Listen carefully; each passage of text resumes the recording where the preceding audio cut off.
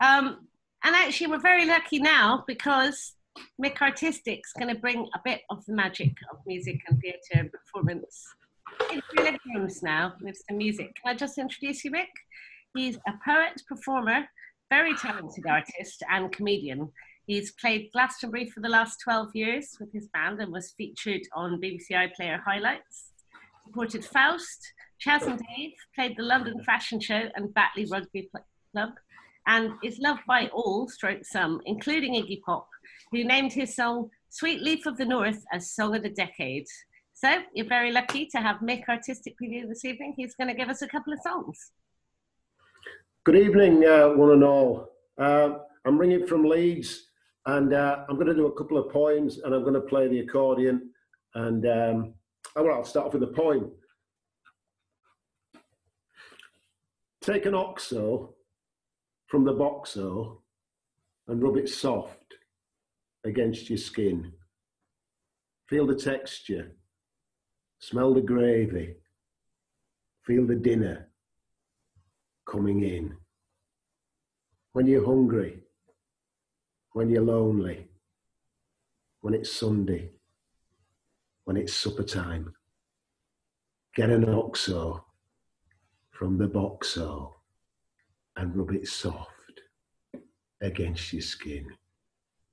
And if you listen, you can hear tides of gravy rolling in across your Yorkshires, pushing mushrooms and bits of carrot off the edge of the plate. So when your partner says it's over and the words don't sink in, get an oxo from the boxo and rub it soft against your skin. Here's another one. He's a professor. He's got a pair of brown brogues. He studied for a long time. He's a professor and he's a friend of mine. He's just finishing his seminar. And all his students think he's a star. And no one ever vandalizes his car. He's a professor and he's a friend of mine. He's got a lot of letters after his name. But he doesn't brag about it. He's not interested in fortune and fame. And when he sees me in the pub, he says, "Hello, Graham." He's a professor and he's a friend of mine. Thank you.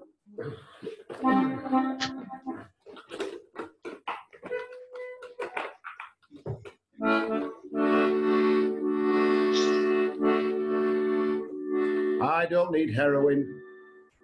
I don't need heroin. I don't need heroin to complicate my life. I'll stick to bitter. I'll stick to Baileys. I don't need heroin to give me all that strife.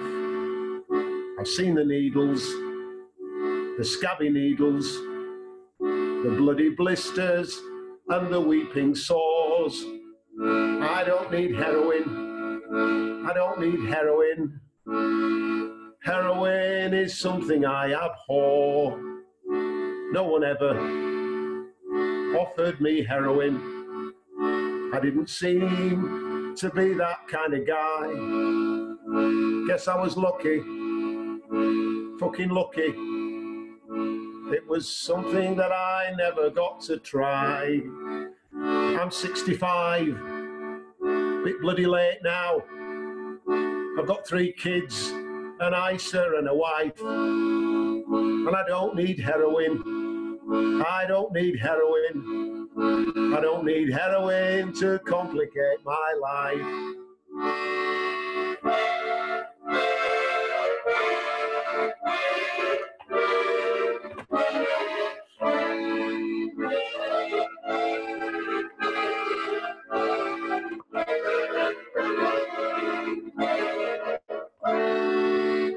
I haven't a clue what to do with the needle, the spoon and the tie.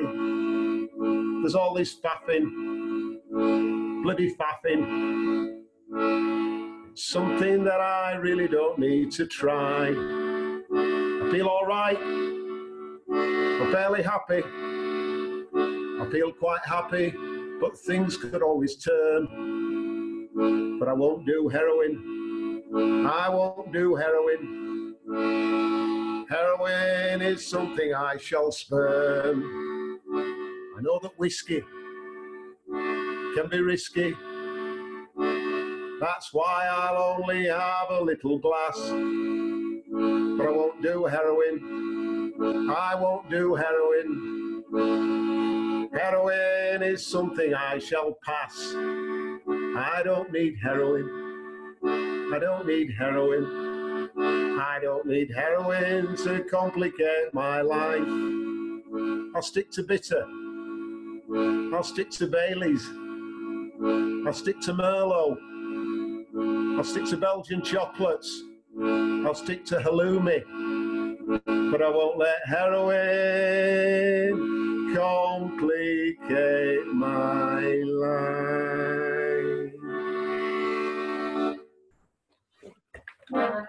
Yay. I just want to quickly say thank you for being here watching me, because I love attention and an audience, and I'm not getting very much audience. My girlfriend's going mental because I just keep performing in front of her. I've got no audiences, so it's just lovely to see your reaction, perplexed, unnerved, happy, whatever. I'm going to show you some drawings. I've been working on a little book called It's Irrelevant, and it's a book about me and my friend who I went to art college with about 40 years ago. We have long conversations on the phone. We've been going dancing and stuff right from when I was 20-year-old and going to punk clubs and this, that, and the other. And we're always chatting on the phone. We always end up with saying, "Oh, have you heard Jeffrey Lewis? Or have you heard Eugene Chadbourne? Or have you heard the Whole Steady? Or have you heard the Transistor Bonkers, whatever?" And my friend said, "Well, why don't we do a book about all these wonderful people we talk about on the phone that kind of stir us up?" And so we've done a book now, and it's about all these people. And I've been doing some pen and ink drawings because I spent 30 years as a portrait artist working in Biro, wandering around the country, bagging people. So I'm going to show you some of these drawings that are going to end up in this book. And they're all these pop stars that I love and that I wanted to be when I was like 20, 21. I was so frustrated just watching people because I wanted to be a star. But anyway, here's some stars for you to look at. And that's Fee Waybill from the Tubes.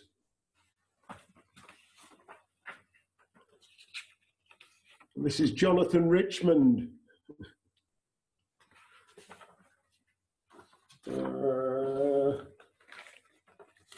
This is Stevie Marriott from the Small Faces.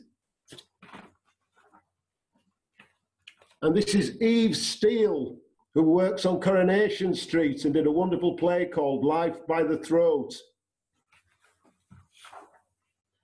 And this is an albino guitarist called Johnny Winter, who is now dead from heroin overdose, but he was a magnificent guitar player. I'm going to read you one little section from this book.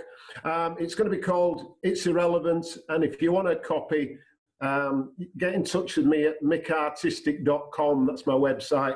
But I'm just going to read you one little section from it.